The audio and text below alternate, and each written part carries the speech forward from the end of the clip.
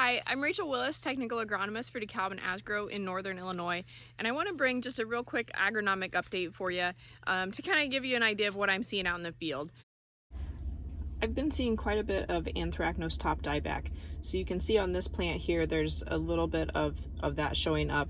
The top is dead, but as we move on further down the plant, there's still quite a bit of green tissue left there.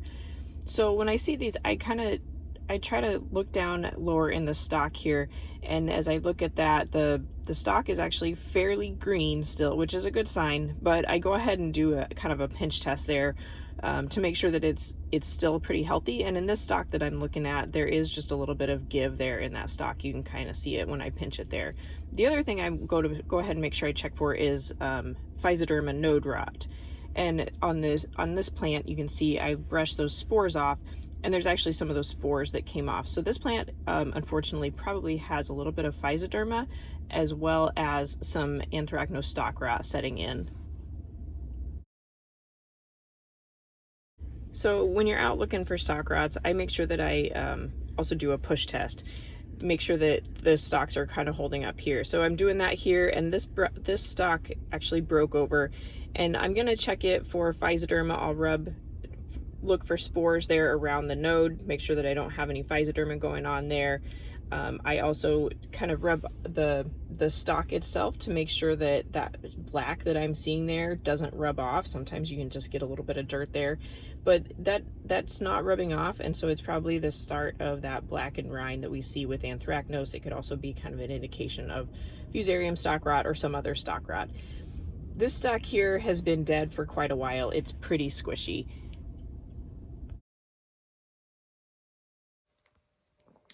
This is an example of what I'm seeing in the upper canopy, where you can see some flag leaves and a few leaves in the upper canopy standing out as dead or dying or yellowing compared to the very green leaves around it.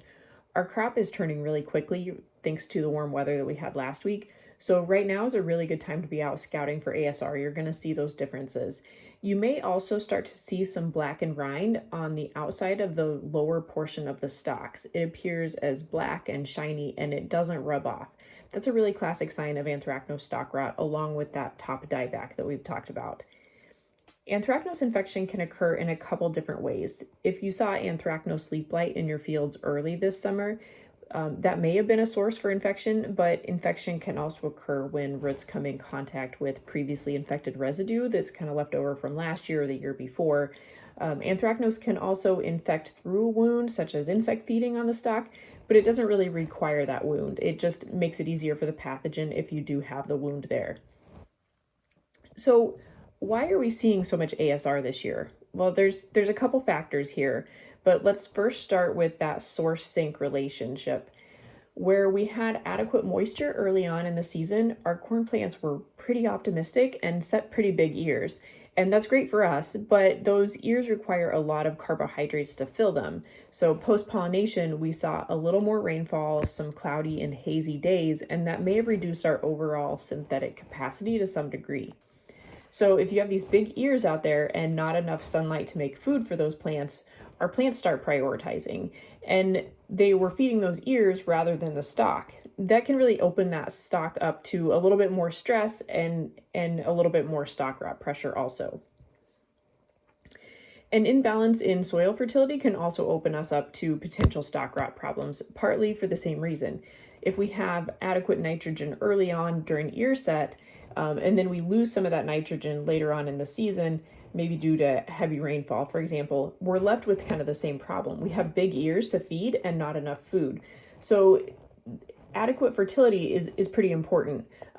Potassium is another one that I'll call out as being important just in that stalk strength relationship there. So make sure that you have plenty of potassium as well. Thinking from a management standpoint, right now what we need to be doing is scouting and prioritizing fields for harvest. But for the next year, where we struggle with stalk rots this year, we can do a couple things. The overarching theme is reduce your stress on your plants. So make sure that you maintain adequate but balanced levels of fertility, and then also use a fungicide such as Delaro Complete to really reduce the stress from that foliar disease during the grain fill period. Thanks for listening in. As always, give me a call if you have questions.